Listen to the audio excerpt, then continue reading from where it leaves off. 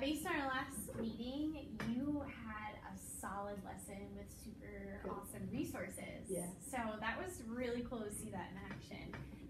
How did this aid in your planning when you were thinking through the standard and all of the things that you were going to choose? What do you mean?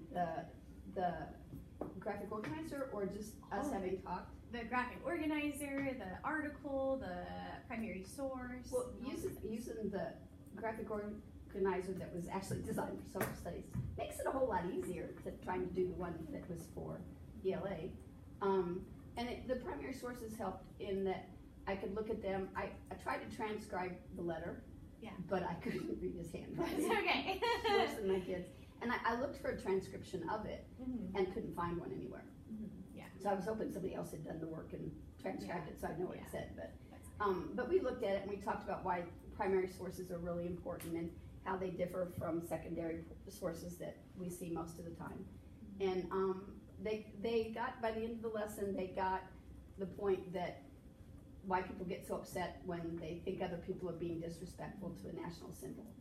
And so we talked just briefly about the finish of the lesson that they'll do on Monday, where they'll each come up with a symbol for our classroom of what we represent. We'll talk some more on Monday about what are the things that our class stands for and that are important to us, so that they know to include that somehow in their design.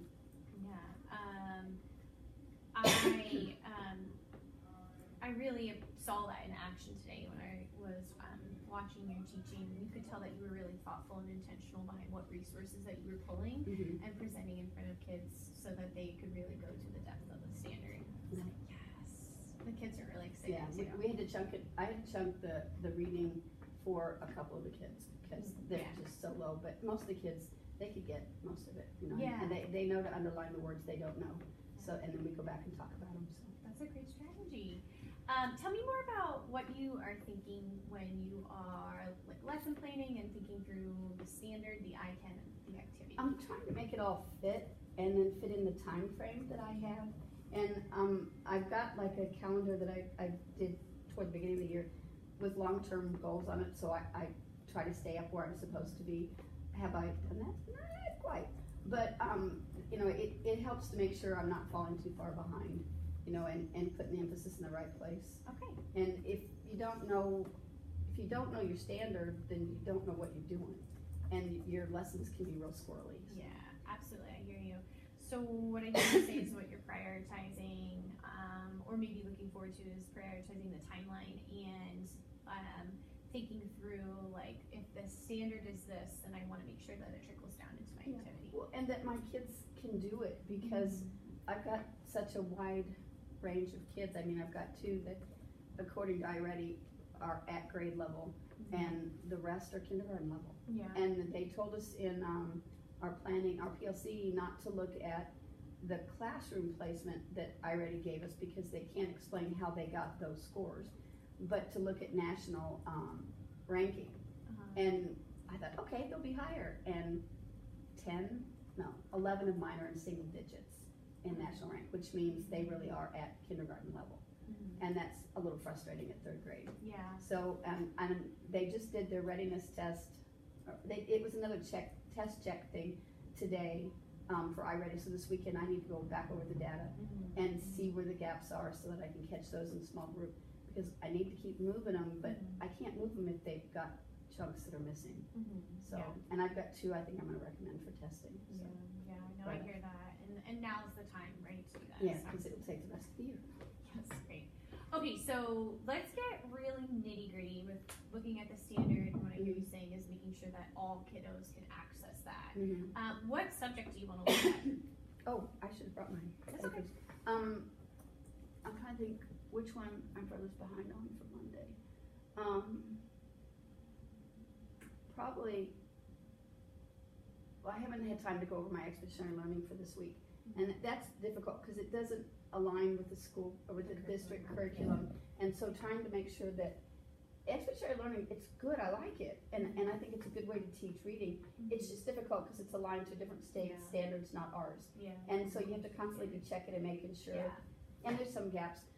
Probably math. Yeah, let's do math. Do you have your lesson plan sheet handy? Yep, it's over here.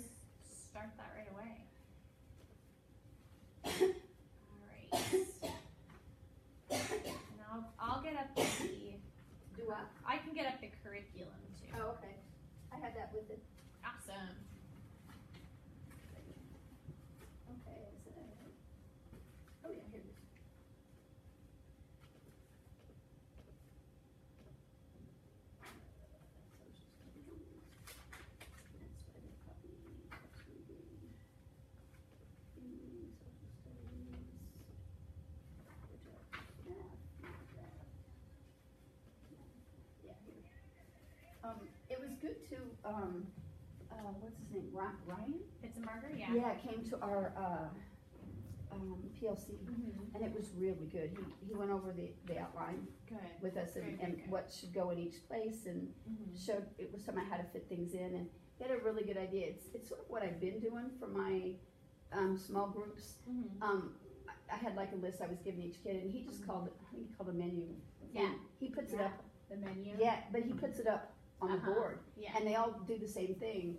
And I could do that pretty much. I'm still gonna have to individualize it for some people, Mhm. but for the Yeah. most part, that would be Ooh, simpler. that's super exciting. I'd love to see that. What standard are you guys on? Are you guys on time now?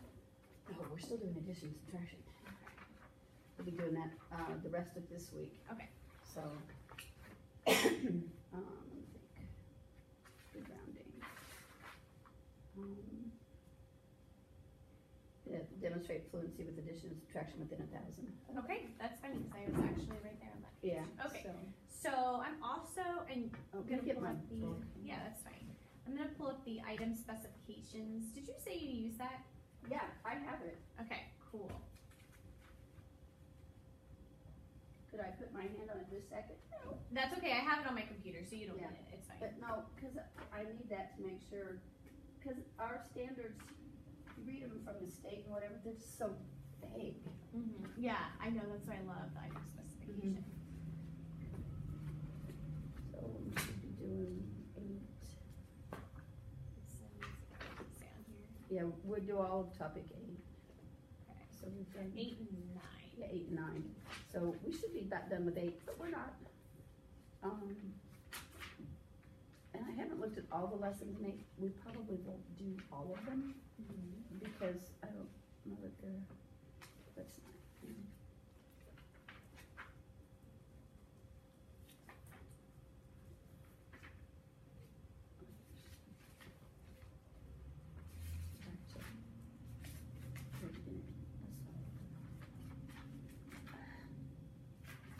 This book is awful.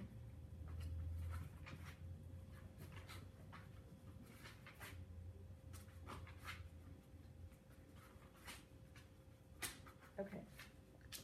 So done 1, 8, 2, 8, 3 is basically we've done 8, 3. It's rounding whole numbers, and we Oh, did yeah, that you the did last time. Yeah, I think that was the only one we were supposed to have done the first part of the quarter, Yeah, and I see we this. couldn't because we didn't have any books. Yeah.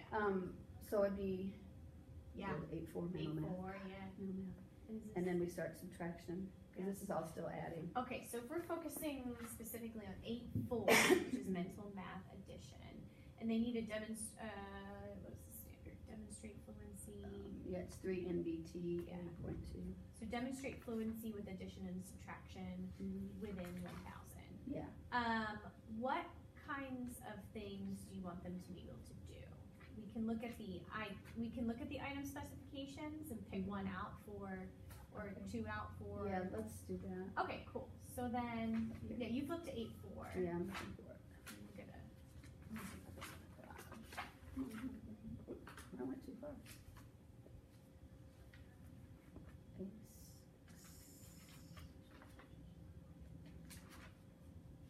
Getting there. Take 5. That's okay. No, that's okay.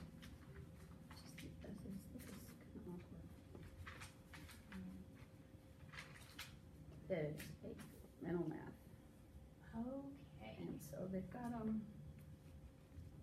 what's the problem? Solve and shares, a school store sold 436 pencils last week and 28 pencils today. Use mental math to find how many pencils were sold in all. Explain how you found your answer. It's a good one. Mm-hmm. So, do you do the solve and shares in your warm-up? Mm-hmm. Oh, I love that. Yeah. Okay. Yeah, that's what starts us out. Okay, so what are we thinking? I'll have them pair up to do that, because I've got some that won't be able to do it without help. So, what I suspect they're gonna wanna do is just round it, and that's not what it's gonna confuse me, because that's not what it wants an exact number, it doesn't want an Yeah. estimate. but they're gonna wanna estimate it. Yeah, that's, you know what, and that's okay, cause they've done that, Yeah. and then, you know, that's not necessarily where we're going, but like, great, I mean, what a great way to leverage what you've Yeah. done last week, so, yeah.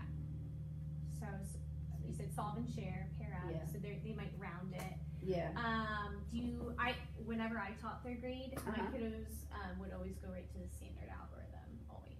Oh, And they wouldn't always do it right, but they like, you know, wanna line just it up. line it up and add it, Mhm. Do yeah. you think yours would do that? I don't know, because they gotta do it in their head, they can't do it on paper, it's mental math. Oh, does it say mental? Yeah, Oh, I it's- missed that yeah. part.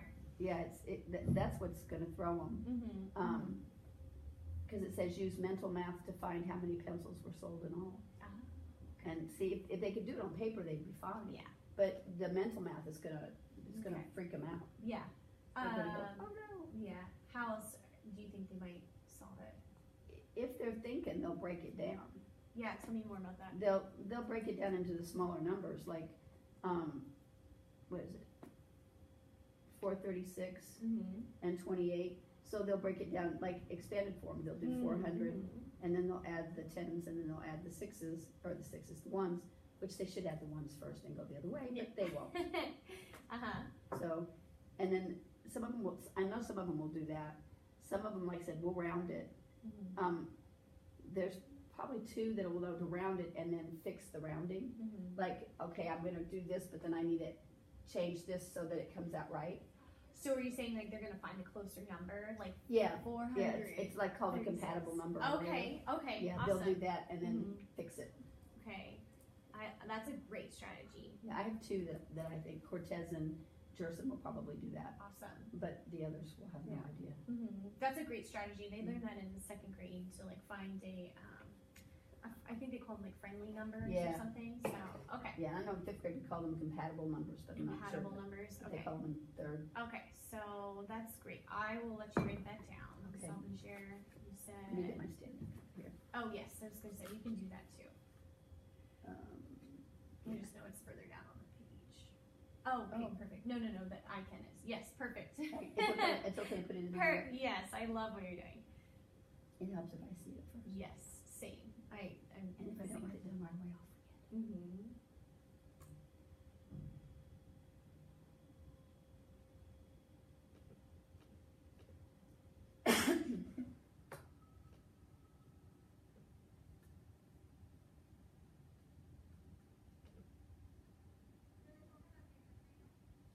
I love that as you're writing that, we're really thinking through, like, what does it look like for all students to be able to access that solve and Yeah. share before we even really get to the content of the lesson.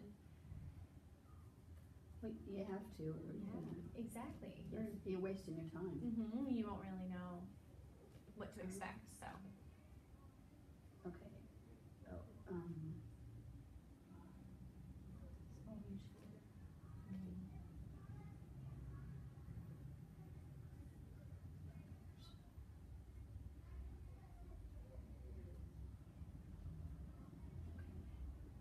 I don't know, so give them 5 minutes or so. Yeah. And That's gonna any more than that, they'll start playing.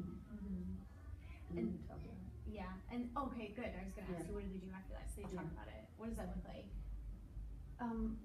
Well, if I don't pull sticks, it's one or two kids doing all the talking and everybody else kind of sits there. Mm-hmm. So if I pull sticks, then they pay better attention. Okay. And most of them will try to answer. Mm-hmm. There's a couple, Darwin won't. He'll just sit there and look at you. And literally, I tried to wait him out and I sat there for 25 minutes. So I don't have that much patience, so we're working on him. Okay. I couldn't even get him to do thumbs up or thumbs down. I mean, he just sat there and the other kids